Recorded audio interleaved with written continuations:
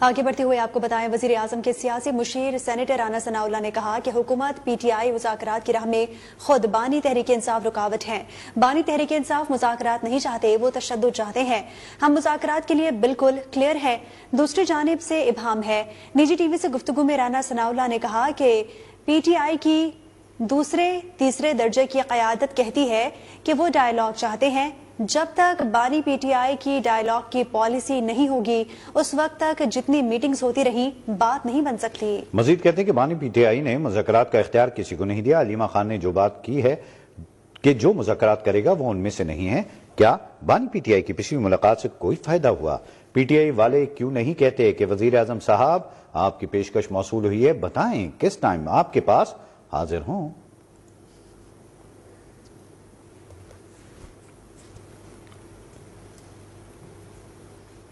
اور اب بات کریں گے سو کالڈ شائننگ انڈیا کی۔ جی ہاں، نام نہاد شائننگ بھارت میں جعلی ڈگریوں اور رشوت کے زور پر امریکی H-1B ویزوں کی فروخت کا مکروہ دھندا سرگرم ہے۔ بھارت دنیا بھر میں دہشت گردی، انسانی جرائم، دھوکہ دہی اور غیر قانونی مالی سرگرمیوں کے ہماجگاہ بن چکا۔ بھارتی قونصل خانوں میں جعلی ڈگریوں کے حامل نوجوانوں کو امریکی H-1B ویزا دینے کے ہوشبہ انکشافات سامنے آئے ہیں۔ مودی کی بدترین سرکار میں امریکہ میں ملازمتوں کے نام پر جعلی ڈگریوں کا منظم مافیا پورے بھارت میں سرگرم ہے۔ بھارتی جریدے دی کمیون نے بھارت میں جعلی ڈگریوں کے نیٹ ورکس کا پردہ فاش کر دیا۔ جریدے کے مطابق کیرلا پولیس نے 100 کروڑ روپے کا مکروہ دھندا کرنے والے متعدد افراد کو گرفتار کیا ہے۔ اس فراڈ نیٹ ورک سے 22 یونیورسٹیز کے 1 لاکھ سے زائد سرٹیفکیٹ اور 28 جامعات کی جعلی مہریں اور مارک شیٹس برآمد ہوئی ہیں۔ چھاپے کے وقت مرکزی ملزم دنیش گھر میں جعلی ڈگریوں کی پرنٹنگ کر رہا تھا۔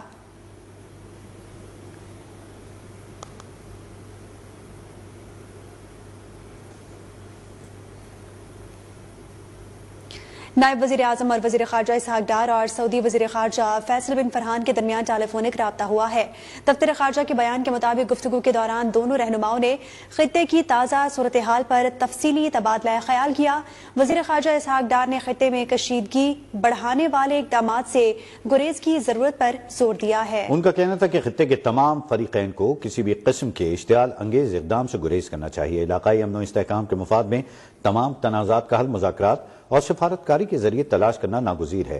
اس موقع پر دونوں وزرائے خارجہ نے علاقائی امن کے فروغ کے لیے قریبی رابطے اور تعاون جاری رکھنے پر بھی اتفاق کیا۔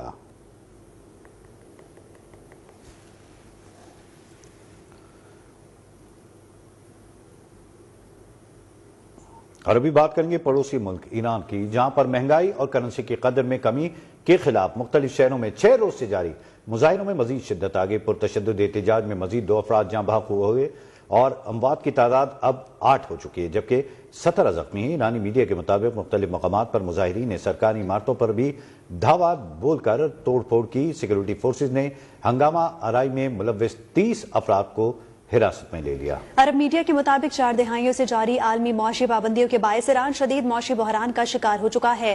ایران میں کرنسی کی قدر کم ہو کر 14 لاکھ ریال صرف 1 امریکی ڈالر کے مساوی ہو گئے ہیں۔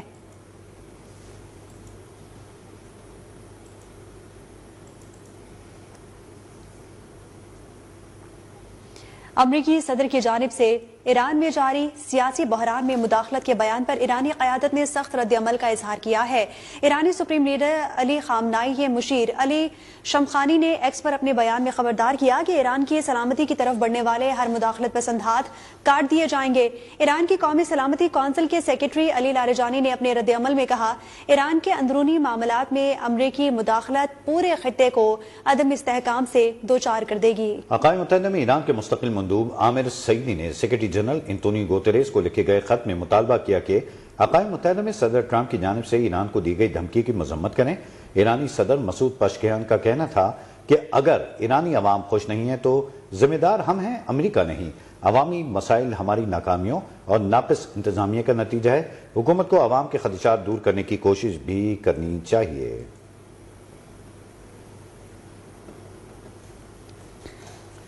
ایران نے پرامن مظاہرین پر گولیاں برسائیں تو امریکہ مداخلت کرے گا۔ امریکہ مظاہرین کو بچانے کے لیے پوری طرح تیار ہے۔ امریکی صدر ڈونلڈ ٹرمپ نے ایران کو دھمکی دے دی۔ امریکی صدر نے سوشل میڈیا پر بیان میں کہا کہ پرامن مظاہرین پر گولیاں برسانا اور انہیں قتل کرنا ایران کی روایت رہی ہے۔ صدر ٹرمپ کے بیان پر ایرانی صدر سپریم لیڈر آیت اللہ خامنائی کے مشیر علی لاریجانی نے سخت رد عمل دیتے ہوئے کہا، ایران میں جاری احتجاج پر اگر امریکہ نے مداخلت کی تو پورا خطہ اس کے نتائج بھگتے گا۔ ٹرمپ کو معلوم ہونا چاہیے کہ امریکی مداخلت افراتفری پھیلانے کے مترادف ہے۔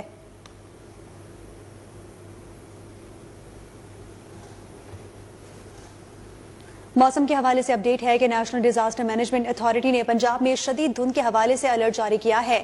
این ڈی ایم اے کے مطابق اگلے 3 روز کے دوران جنوبی اور وسطی پنجاب کے مختلف علاقوں میں شدید دھند کا امکان ہے۔ لاہور، جھنگ، ملتان، خانیوال، میاں چنو اور ساہیوال میں شدید دھند متوقع ہے۔ اوکاڑا، پاکپتن، بہاولپور، بہاول نگر، لودھرا اور وہاڑی میں بھی شدید دھند کا امکان ہے۔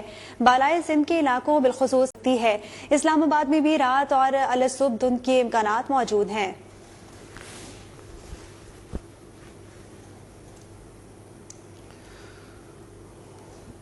دھند کے بعد بات کریں گے بڑھتی سردی کی۔ تو مختلف شہروں میں شدید سردی کی لہر برقرار ہے۔ وادی نیلم میں برفباری کا سلسلہ تھم گیا۔ گریس ویلی میں پارہ -15 تک گر گیا۔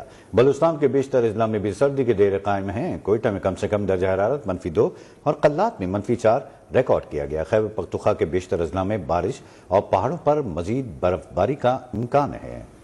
پنجاب میں ٹھنڈی ہواؤں کا راج برقرار رہنے کی پیشگوئی کی گئی ہے۔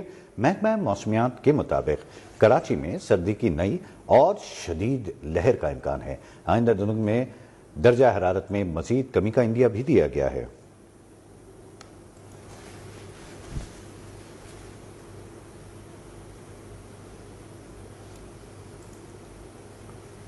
رخ کریں گے لاہور کا، جہاں دھند کا راج برقرار ہے۔ شہر میں سردی کی شدت میں مزید اضافہ ہو گیا۔ محکمہ موسمیات نے کہا کہ اگلے ہفتے کے دوران مزید بارش اور سردی کی شدت میں اضافے کا امکان ہے۔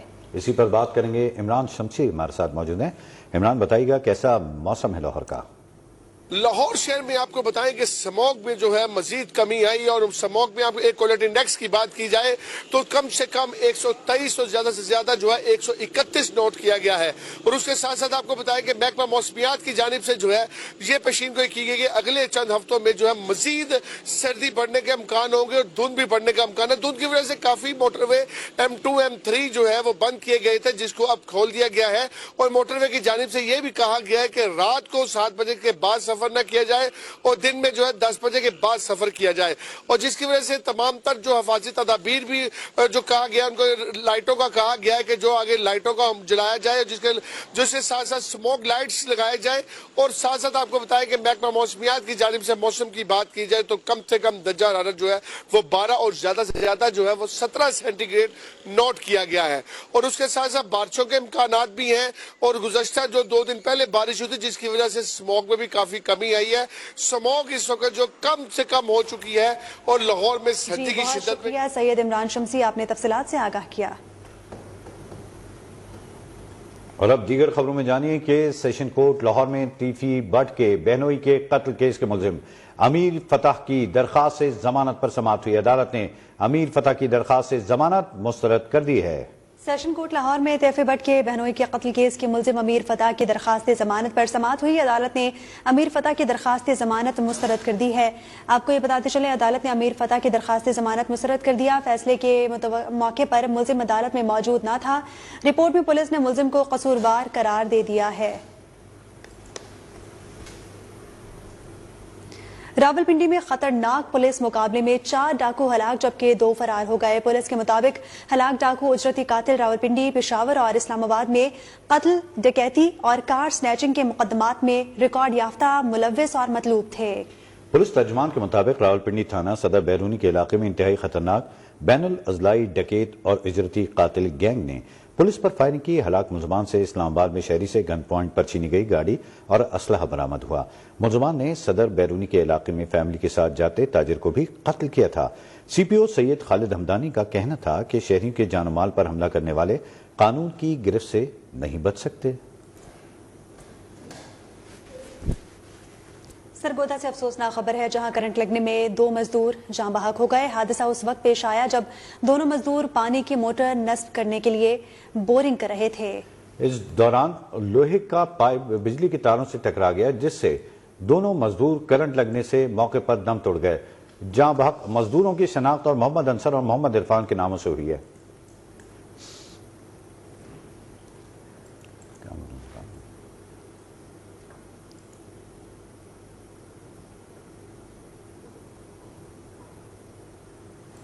और अभी हम खबर देंगे आपको वेनेजुएला की दारुल-हुकूमत कराकस से, जहां पर मुमकिना अमरीकी तैयारों ने बम बरसा दिए। मुख्तलिफ मकामात से धुएं के बादल उठते दिखाई दे रहे हैं। गैर मुल्की मीडिया के मुताबिक कराकस की फजाओं में हेलीकॉप्टर परवाज कर रहे हैं। इसराइली मीडिया का कहना है कि धमाके कराकस के जुनूबी इलाके में फौजी अड्डे के करीब हुए। फौजी बेस के आस पास इलाकों को बिजली की सप्लाई मुअत्तल हो गई है। वेनेजुएला के दारुल हुकूमत में मुमकिना अमरीकी तैयारों ने बम बरसा दिए। मुख्तलिफ मकामात से धुएं के बादल उठते दिखाई दे रहे हैं।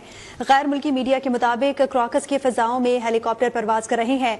इजरायली मीडिया का बताना है कि धमाके जुनूबी इलाके में फौजी अड्डे के करीब हुए। फौजी बेस के आस पास इलाकों को बिजली की सप्लाई भी मुअत्तल हो चुकी है।